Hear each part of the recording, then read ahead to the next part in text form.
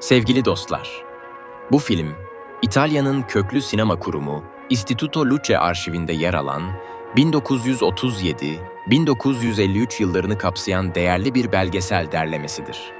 Film, Atatürk döneminin son yıllarından başlayarak onun ölümünden sonraki süreçte Türk milletinin duyduğu derin saygıyı ve bağlılığı yansıtır. Belgeselin en etkileyici bölümlerinden biri, 1953 yılında Atatürk'ün naaşının Anıtkabir'e nakli törenidir.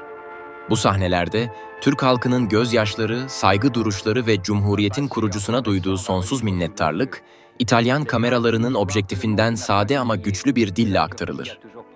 Görüntüler sadece bir liderin değil, bir ulusun hafızasının da film karelerine işlenmiş halidir. Istituto Luce arşivindeki bu çalışma, Atatürk'ün evrensel etkisini ve Türkiye'nin modernleşme sürecini belgeleyen nadir bir uluslararası tanıklıktır. Car sa vie s'est identifiée avec l'histoire de son pays, dont il a été le symbole idéal et agissant.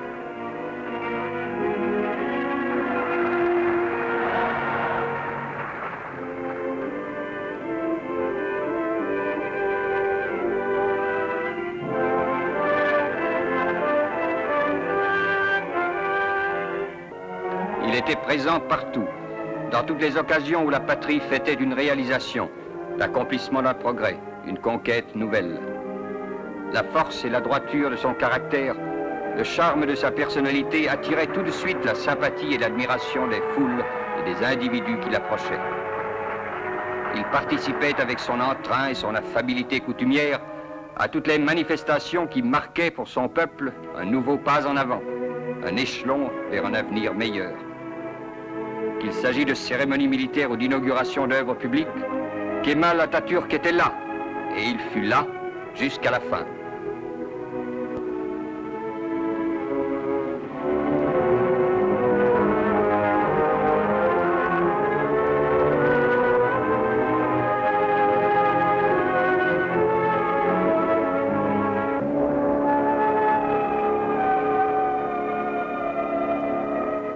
Istanbul, 10 novembre 1938. Atatürk n'est plus.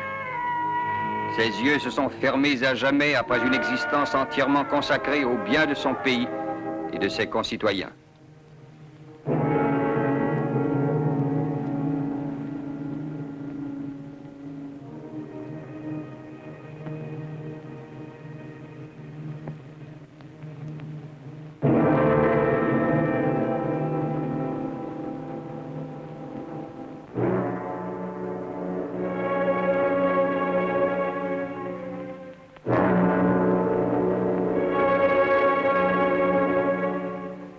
De tous les coins de la Turquie, des villes les plus peuplées aux villages les plus reculés, des montagnes les plus abruptes aux vallées les plus profondes, des centaines de milliers de citoyens sont accourus pour rendre l'ultime hommage à leur chef vénéré, à ce chef de file, derrière lequel ils ont marché confiants et enthousiastes pendant les bonnes et les mauvaises années, avec la certitude de servir la patrie et leurs semblables.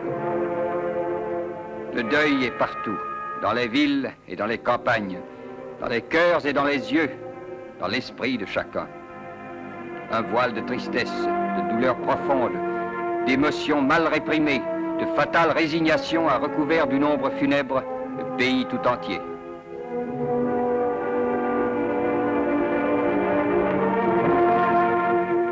La Turquie pleure celui qu'elle appelait affectueusement Ata, le père, son héros national, celui qui a forgé sa gloire, le condottiere de sa renaissance, l'homme qui n'a pas hésité à faire don de sa personne pour acheminer et conduire sa patrie vers le but suprême de l'indépendance, de la démocratie et de la liberté.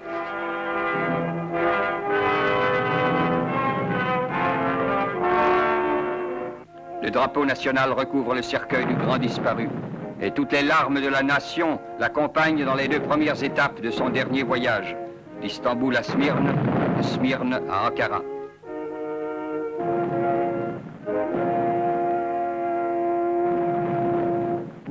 Dans la capitale, tous les membres du gouvernement et la population tout entière lui rendront le dernier hommage.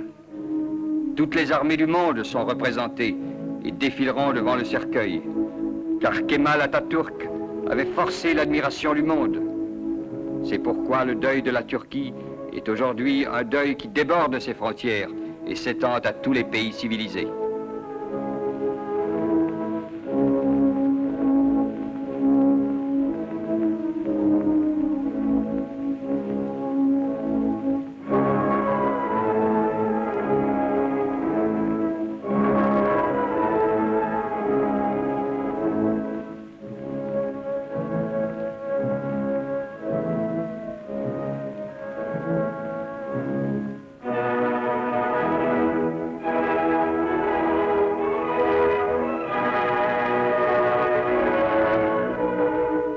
Le premier lieu de sépulture a été aménagé au musée ethnographique. Le corps d'Atatürk qui sera veillé pendant 15 ans, jusqu'au jour où le grand mausolée élevé à sa gloire l'accueillera pour l'éternel repos.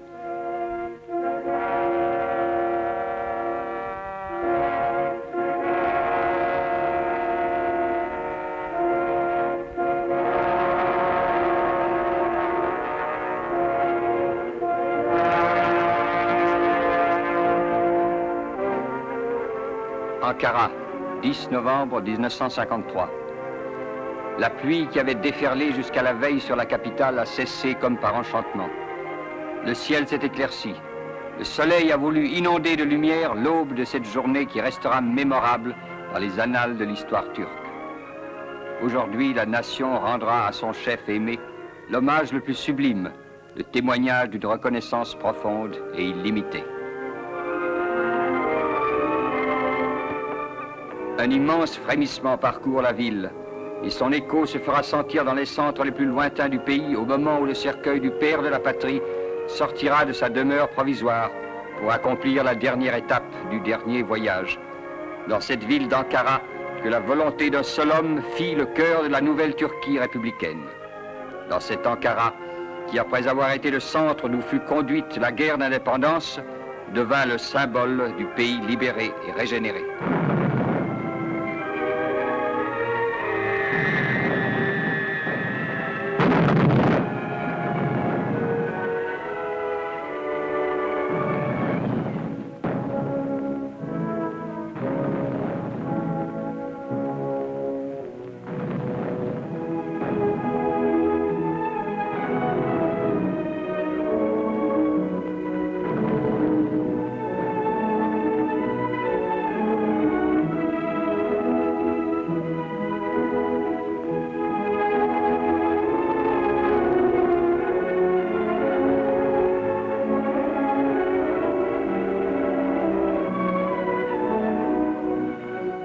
Et tandis que le cortège se forme, tandis que le cercueil se meut lentement vers son extrême demeure, suivi par la sœur du défunt, par le président de la République, par le président de l'Assemblée nationale, par le gouverneur d'Ankara, par les membres du gouvernement, par les autorités civiles et militaires, par les chefs des missions et les membres du corps diplomatique, en un mot par toute la population de la capitale. Tandis que résonnent les notes de cette marche, funèbre mais triomphale en même temps. Évoquons les étapes principales de la vie et de l'œuvre d'Atatürk. Né en 1880 à Salonique, il suit des études militaires qui le mènent à 24 ans au grade de capitaine. Il prêchait déjà des idées libérales et le jour même de sa promotion, il est arrêté et déporté en Syrie. À Damas, il crée le premier noyau d'une organisation révolutionnaire qu'il nommera Liberté. 2 ans plus tard, à Salonique, ce mouvement devient l'association Union et Progrès, qui organise l'insurrection de 1908. L'année suivante, on le voit chef d'état-major du corps de troupes qui occupe Constantinople. Durant la Première Guerre mondiale, il dirige la défense turque dans le secteur de Maïdos. Puis il est en Syrie et en Arabie jusqu'au moment où, après l'armistice, il rentre à Constantinople pour méditer l'entreprise de faire renaître sa patrie. Il débarque à Samsun, organise la résistance et fixe les directives du mouvement national, appelé par la suite kémaliste. Élu président du comité représentatif de l'Association pour la défense des droits de l'Anatolie et de la Turquie d'Europe, et ensuite chef du gouvernement national ainsi constitué, il s'établit à Ankara, qui devient dès lors la véritable capitale de la Turquie. Une grande assemblée nationale est inaugurée le 23 avril 1920. En 1923, il obtient à Lausanne l'acte qui reconnaît l'indépendance de sa patrie. Puis, c'est la vaste, l'immense œuvre de réforme dans tous les domaines qui lui ont valu la gratitude impérissable de la nation. Le 23 octobre 1923, la République est proclamée et Kemal Atatürk est élu président de la Grande Assemblée. La même année, il est acclamé premier président de la République turque. Rappelons les principales réformes dont il fut l'auteur. 1924, abolition du califat, création d'un État laïque et suppression des tribunaux religieux. 1925, abolition de la dîme, adoption du couvre-chef occidental, suppression des séminaires musulmans. 1926, adoption par la Turquie du Code civil suisse, d'où la monogamie devient officiellement obligatoire. 1928, adoption de l'alphabet latin. 1932, liberté de culte pour toutes les religions.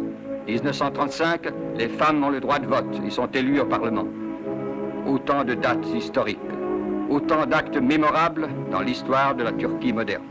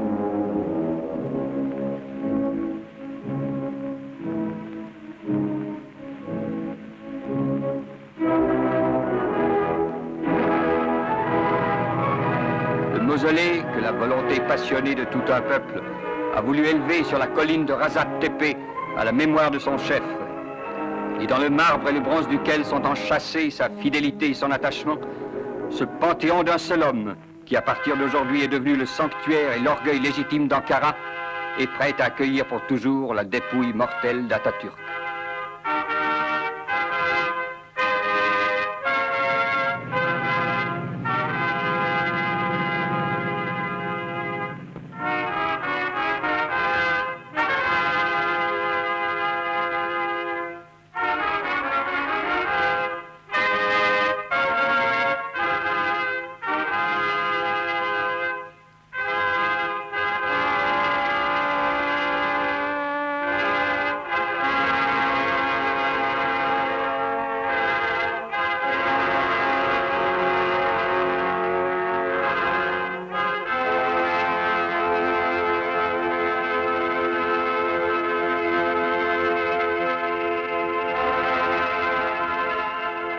Écoutons l'hommage de la patrie prononcé par le président de la République. Seni halife yapmak, padişah yapmak isteyenler oldu, iltifat etmedin. Milli irade yolunu seçtin. Hayatı ve şahsiyetini milletinin hizmetine vakfettin. Türk'ün gıpta ettiği, taziz ettiği, övdüğü ve övündüğü vasıflara maliktin. Bütün bu meziyetlerinde Türk'ün ta kendisiydin. Şimdi seni kurtardığın vatanın her köşesinden gönderilen mukaddes topraklara veriyoruz. Bil ki hakiki yerin daima inandığın ve bağlandığın Türk milletinin minnet dolu sinesidir. Nur içinde yap. L'éloge funèbre a traduit l'émotion de tous ceux qui garderont dans leur cœur le souvenir du premier président de la République. Un souvenir qui ne s'effacera jamais, car aujourd'hui, Kemal Atatürk, le père de la patrie, le bienfaiteur de la nation, est entré dans l'immortalité.